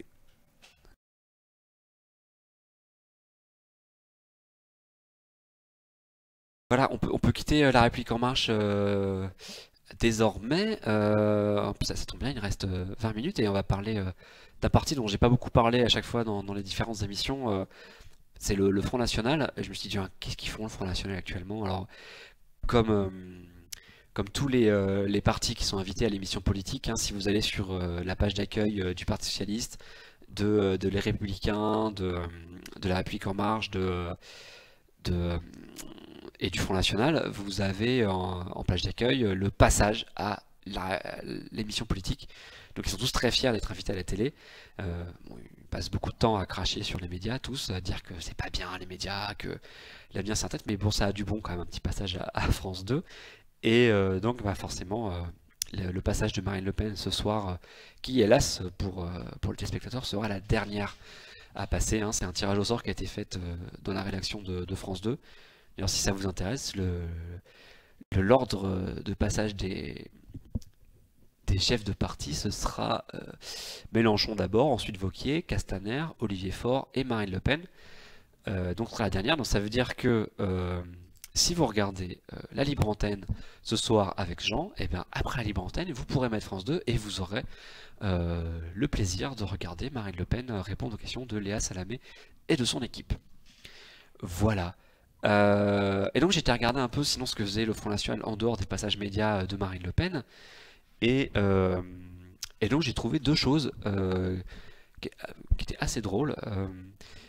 Mais peu médiatisé, c'est dommage. Donc déjà, Marine Le Pen a écrit une lettre ouverte à Nicolas Hulot sur les algues sargasses dans les Antilles, où il y a une invasion d'algues sargasses. Alors je ne sais pas si vous avez suivi, mais c'est... En tout cas, ça a été une des questions de QAG de mardi, je crois. Ah, j'ai pas suivi les QAG, j'aurais dû effectivement. Alors, c'est-à-dire qu'elle rebondissait sur une QAG? C'est possible. D'accord. Je sais pas si elle rebondissait sur une QAG, mais en tout cas, le sujet était, C'est d'accord. était porté sur la table. Et qui avait posé la question? Oula, je sais plus. Je sais plus. La régie est en train de rechercher l'information. D'accord, merci la régie. L'autre régie. J'ai vraiment du mal à parler, moi. Il y a de l'alternative à la régie, mais...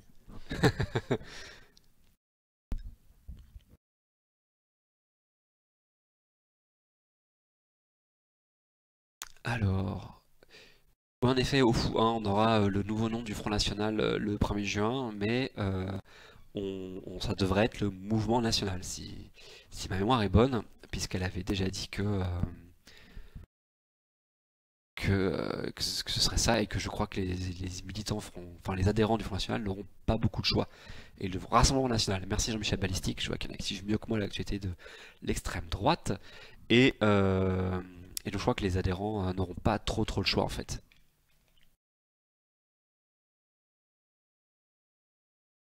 Donc Charles Maurice nous dit que c'est une députée martiniquaise qui a posé la question sur les sargasses.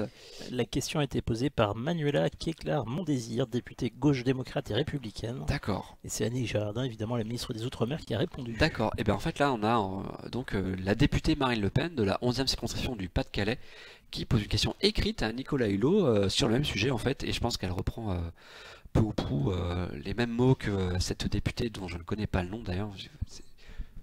Tu as dit son nom ou pas? J'ai pas... Oui, j'ai dit son nom, mais comme tu ne m'écoutes pas... Mais non, j'écoutais pas en fait. Terrible. Manuela Keklar-Mondésir. Manuela Keklar-Mondésir, d'accord. Députée communiste. Communiste enfin, de la Martinique. GDR en tout cas. D'accord, au groupe GDR, ok. Et donc c'est l'occasion pour Marine Le Pen de rappeler que les territoires d'outre-mer permettent à la France d'avoir un des territoires maritimes les plus grands du monde. Et finalement, sa question est essentiellement anglais là-dessus, en fait. Mais après, elle fait une question qu'on pourrait qualifier d'écologique, en fait, sur la gestion de ces algues, les raisons de sa prolifération et la gestion, justement, de cette invasion aujourd'hui, et de savoir, en fait, qu'est-ce qu'on pourrait faire, où elle met en parallèle, d'ailleurs, elle dit que si on ne s'occupe pas de ce sujet aujourd'hui des sargasses, c'est sûrement parce que la Martinique et la Guadeloupe sont éloignés de la métropole et qu'on ne tolérerait pas une telle invasion d'algues si c'était sur des côtes de la métropole. Alors je sais pas si les Bretons sont d'accord avec elle, parce qu'il y a quand même des algues vertes sur le littoral breton. Mais en tout cas, c'est le sens de sa question. Et sinon, autre actualité que j'ai trouvé sur le site du Front National. Alors attention, c'est une question écrite de Bruno Bild, lui aussi député du Pas-de-Calais. Et là, je voulais en parler parce que j'ai découvert un sujet que je ne connaissais pas, qui est qui est celui des incinérateurs de jardin. Alors, qui a un jardin ici là? Parce que il y a eu des tas de nouvelles lois en fait sur les jardins et les déchets verts. Alors, vous savez sans doute qu'aujourd'hui, si vous avez un jardin et que vous taillez votre haie ou tondez votre pelouse, vous n'avez plus le droit de brûler vos détritus dans votre jardin. C'est interdit. Il faut Ça l'apporter fait longtemps ça, non? en déchetterie. Ça fait quelques années déjà, oui. Il me semble que c'était quand Ségolène Royal était ministre de l'Environnement. Et là, nous avons un débat. Alors, qui habite aux Antilles ou vient des Antilles? Charles Maurice, Oui. tu viens des Antilles et tu nous regardes de là-bas ou Non, non, il est originaire des Antilles, il est mais originaire des Antilles. il habite en Bretagne actuellement. C'est pas une île la Bretagne déjà? Dans ta culture? Et un broadcast TV Prime qui est aussi. Alors, écoute, alors, je vais pas faire un note all parisien, mais quand même. On s'intéresse pas que à la province quand il se passe des choses moches, hein, et puis je ne D'ailleurs, résumerai pas la Provence la cigale, aux cigales et au pastis. Déjà, j'aime pas le pastis, et aux femmes, hein, j'ai même de la famille en Provence, dans le Var plus précisément. Donc non, petite anecdote, jardinage. Nous avons sur le toit du bâtiment dans lequel nous sommes un jardin connecté. Ah, Il y a une société qui travaille sur la végétalisation urbaine et qui a installé à titre expérimental justement pour déjà montrer ce qu'elle fait et pour faire des tests, un jardin connecté. d'accord. Et sous anecdote, elle est connectée au réseau Wi-Fi Acropolis parce que c'est le plus proche du toit. Voilà. D'accord. À la limite, on pourrait mettre sur le chat le lien pour aller voir un peu ce qui se fait sur ce jardin s'il est connecté. Je vais essayer de trouver. Alors le Var, ma famille est LFN. Alors non, mais par contre c'est vrai que le Var, qui pourrait mériter un livre, un live à lui tout seul sur son histoire politique, était il y a 30-40 ans un département très à gauche, voire communiste. Et le changement de préfecture, le passage de Draguignan à Toulon a été dévastateur et a commencé à enclencher un glissement du département de la gauche vers la droite. Et aujourd'hui, effectivement, le Var est un département qui a des très très gros scores FN et Les Républicains, mais qui curieusement est aussi beaucoup d'élus La République En Marche pour les législatives. Donc c'est très très intéressant le Sud-Est aujourd'hui parce que vous avez un endroit où la gauche avait disparu. D'ailleurs, François Hollande en 2012 est pas du tout allé faire campagne dans le Sud-Est. Je sais même pas s'il a mis un pied dans les Alpes-Maritimes ou dans le Var. Mais par contre, là aujourd'hui, le droit, la droite, le centre droit s'est fait tailler des croupières par La République En Marche. Donc c'est un territoire à suivre. Non, alors je sais pas s'il y a un député FN dans le Var, faudrait vérifier. Et Jean-Michel Bestic est à Aix-en-Provence, dont la mère vient d'être condamnée à 8 mois de prison et à de l'inéligibilité, en espérant qu'elle ait bien sa peine quand même. Alors les députés FN sont Gilbert Collard, 2e circo du Gard. Ah, le Gard, voilà, mais pas du tout le Var, ne le confondez pas, hein. Marine Le Pen, 11e circo du Pas-de-Calais. Louis Alliot, 2e circo des Pyrénées-Orientales. Bruno Bild, 12e circo du Pas-de-Calais.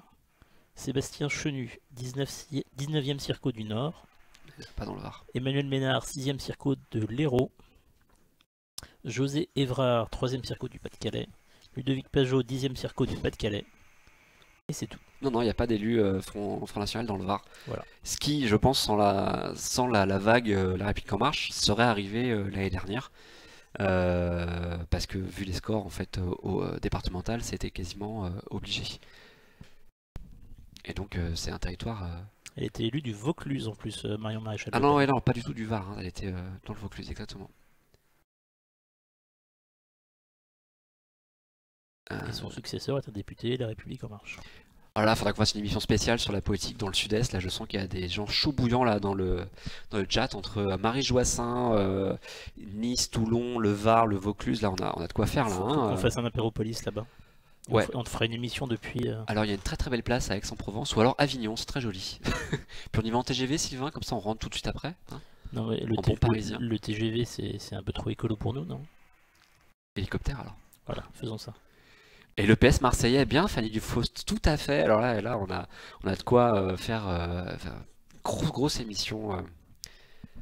Ouais, hein, c'est des territoires politiques intéressants avec des gens qui ont changé aussi, retourné leur veste 3-4 fois. C'est pas mal. Alors, mais pour revenir à Bruno Bildt, hein, des petits du Pas-de-Calais, qui s'intéresse en fait aux jardiniers. Donc, si vous avez un jardin, vous êtes sûrement intéressé. Il a posé une question écrite à, lui aussi au ministre d'État de la Transition écologique et solidaire, donc Nicolas Hulot, à propos d'une directive européenne qui en fait risque d'interdire la commercialisation des incinérateurs de jardin. Alors, figurez-vous que j'ai découvert ce marché des incinérateurs de jardin. Alors, en fait, il s'agit de petits réceptacles dans lesquels vous pouvez brûler vos déchets verts de manière plus efficace qu'à l'air libre. Et donc en fait, c'était pas encore interdit, mais ça devient interdit. Donc prenons la défense des gens qui ne veulent pas aller à la déchetterie de chez eux. Bruno Bildt prend la défense des incinérateurs de jardin et se pose la question en fait des salariés des entreprises françaises d'incinérateurs de jardin, en posant la question pour savoir si il y aura quelque chose de fait pour cette filière en France par le ministère de la Transition écologique et solidaire. Voilà, donc je sais pas. Si vous avez un jardin, moi je suis preneur de vos retours, hein, parce que moi personnellement j'ai eu un jardin quand j'étais petit, quand j'avais été en banlieue, mais là je ne sais pas en fait. J'ai vu qu'il y a des gens qui avaient des jardins dans le chat. Alors oui, Charles Maurice, c'est vrai qu'il faut aller à la déchetterie en voiture, mais ce que tu déverses en CO2 dans l'atmosphère en brûlant des arbres est supérieur à ce que tu vas déverser en prenant ta voiture. Sans compter qu'après, tes déchets vont être broyés et servir soit de compost, soit de broyat pour les services d'espace vert de ta commune. Je peux parler de mon expérience dijonnaise. Ah bah vas-y. Évidemment, ça fait plaisir. Dijon a été mis en place. Alors j'habitais dans une copro où il y avait des espaces verts à l'intérieur de la cour. Et la ville a mis en place un système de collecte de déchets verts, un système de compostage sur place, et éventuellement de collecte si le compost n'était pas utilisé sur place. Et donc c'était géré par la commune, et c'était vachement intéressant, avec des formations, avec un accompagnement pour les habitants qui souhaitaient faire ça. C'est ça, et le Joge a raison, hein, si vous avez la main verte, vous pouvez aussi en faire du compost, hein, c'est pas très difficile, il vous suffit de les mettre dans un coin et d'attendre, et vous verrez, vous mettez la main dedans, ça devient très chaud au bout d'un moment. Il faut faire attention aux petits animaux qui peuvent pulluler si c'est mal géré. Ah oui, par contre, attention aux rats, par exemple, et aux rongeurs d'hiver. D'hiver ou d'été. Je te remercie de pas avoir réagi à cette blague de mauvaise qualité. Non, je préfère éviter en fait. Merci. Alors après, bon Charles, si on rentre dans les calculs précis des cycles de vie des voitures, bon, mais c'est très bien si justement tes tontes de pelouse finissent dans ton potager, c'est parfait, hein, et bravo pour ton potager. Écoute, c'est très bien, c'est de l'investissement, et j'imagine que les tomates l'été sont meilleures que celles qu'on achète dans le commerce, qui ont pris un camion qui pollue. Et donc, bah, tu vois, Sylvain, tu as Death Tickle t'explique qu'il permet de produits animaliers et tu éviteras les gros animaux. Peut-être pas les petits, mais en tout cas les gros. Voilà, bah Bruno Bildt, il parle de ça et on pourrait lui suggérer d'aller voir du côté de Marseille, alors où effectivement les gens brûlent trop dans leur jardin et où ça pollue pas mal, et peut-être qu'il reviendra sur sa position sur les incinérateurs de jardin. Effectivement, c'est pas Fos-sur-Mer, mais quand même. Quand même. Et merci pour le conseil d'achat, Jean-Michel Ballistique. Je n'ai pas de Biocoop près de chez moi, mais j'ai des magasins bio, rassure-toi. J'habite à Paris quand même, j'ai des magasins bio. Il y a un Biocoop à côté d'Acropolis si tu veux. Ah, ça fait loin quand même. Donc, eh ben, au revoir Charles, merci. De toute façon, il est presque 16h, hein, donc Absolument. on a bientôt terminé. Donc au foin, écoute-moi, je te dirais que non, il ne faut pas investir dans un incinérateur de jardin actuellement, puisque ça risque de ne plus être commercialisable. D'autant qu'en plus, si dans ta commune il y a des vrais contrôles, eh bien tu risques d'avoir d'avoir une amende si jamais on voit de la fumée et que tu brûles tes déchets verts. Donc non, en fait, n'investis pas, investis dans un bac à compost ou alors dans un triporteur, un vélo triporteur pour emmener tes déchets à la déchetterie sans polluer. Voilà. Alors, puisque c'est en train l'émission est en train de toucher à sa fin, moi je voulais savoir, puisque je réfléchis à comment continuer cette émission, faire évoluer éventuellement le format. Je me demandais, et vous pourrez peut-être me dire si ça vous intéresse, si proposer à des militants de partis divers et variés de venir expliquer ce qu'ils font, raconter un peu leur vie militante, leurs activités, pouvait vous intéresser. Donc dites-le dans le chat ou sur le Discord. Moi ça m'intéresse, non seulement si oui ça vous intéresse, et surtout quel type de militants vous voudriez avoir. Est-ce que vous voulez forcément des jeunes militants? Est-ce que vous voulez aussi des vieux militants? Parce qu'il y a des vieux militants qui ont plein de choses à raconter. Quel style de parti? Est-ce que vous préfériez un militant d'un parti qu'on ne connaît pas? Est-ce que vous voulez plutôt voir un militant d'un parti dont on entend tout le temps parler, mais dont on ne connaît pas en fait l'intérieur? Alors non, j'inviterai pas François Asselineau, parce que sinon il faudrait qu'on prévoie un live de 4h30. Mais sinon... Par question. Par question. Et puis qu'en plus, il faudrait que je révise toute la Constitution et les traités européens pour être au taquet sur les numéros des articles. Mais par contre, je suis preneur de vos suggestions sur les profils que vous voudriez avoir comme militant.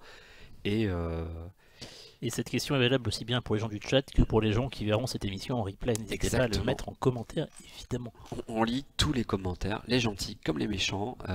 Il n'y a pas de méchants. Et quand c'est intéressant, on y répond. Les commentaires ne sont qu'amour, toujours. Au fût 1, je veux des vieux militants un peu sourds et curls. Ok, très bien, on va trouver ça. Qui raconteront leur expérience militante en 64, quand on mettait du verre pilé dans la colle pour que les affiches ne soient pas décollées par les adversaires. On parle bien de militants, pas d'élus. Ah non, pas d'élus, hein, oui.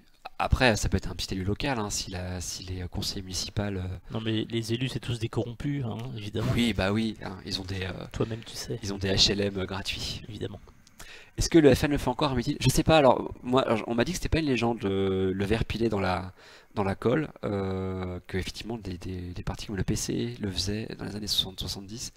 Maintenant, je sais pas si le FN le fait encore. Moi, j'ai jamais croisé d'affiches avec du verre pilé dans la colle, et pourtant j'en ai collé des affiches dans les années 2000, mais je sais pas, ça se fait moins. Il y a moins de violence physique entre militants quand même aujourd'hui, hein, et heureusement d'ailleurs, heureusement, hein, parce que j'avoue que les histoires de baston entre partis, ça donne pas trop envie en fait, hein. Ça donne pas trop envie. Surtout à Marseille, on m'a raconté pas mal de trucs à Marseille. C'était assez violent. Victon qui dit: je suis moyennement pour, mais s'ils sont ouverts au débat et pas bloqués sur leur positionnement, ce serait très intéressant. Alors faites-moi confiance là-dessus. Si j'invite un militant, c'est quelqu'un qui sera prêt à répondre aux questions de manière complètement ouverte et qui aura un minimum de recul sur son activité. C'est surtout pour parler d'expérience militante, c'est pas pour qu'il vienne parler de ses idées, de son programme. Voilà, oui, que ce soit bien clair, hein. C'est pas pour qu'il vienne effectivement dire que son parti est le meilleur. Ce serait une ambiance détendue, et surtout ce serait pas pendant 1h30, hein, ce serait éventuellement juste une demi-heure dans l'émission, et ça permettrait d'avoir un point de vue intérieur sur les pratiques des militants et leur vie, enfin le quotidien d'un militant en fait. Voilà. Qui varie beaucoup d'un parti à l'autre. Exactement. Et d'un âge à l'autre d'ailleurs aussi. Et même d'une région à l'autre. Parce que bon, vous imaginez un militant à Dijon, il n'y a pas grand chose à faire, alors que dans les grandes villes, tout de suite, il y a plus d'activité quoi. Voilà, on va arrêter cette émission. C'est genre que... C'était la dernière de Party Time. Ah, quel dommage. Et voilà. Non, ça bug, pardon. On m'entend? Ou un militant à Aix, là, Aix-en-Provence, qui a beaucoup de choses à raconter sur des pressions d'autres villes aussi. Et pour les faire venir, ce sera plus compliqué du coup. Plus compliqué, ouais. Désolé, ça serait très francilien par contre. Pas parisien forcément, mais très francilien. Voilà, il est 16h moins 1, donc j'ai 40 secondes pour vous dire au revoir et vous remercier encore pour votre attention, vos questions, vos réflexions. Vraiment, c'est super. Je kiffe le chat et bien, je vous dis à la semaine prochaine pour une nouvelle émission de Party Time. Et rendez-vous à 21h pour la libre antenne d'Acropolis. Merci pour ce rappel. Toujours un plaisir. Un plaisir. Salut.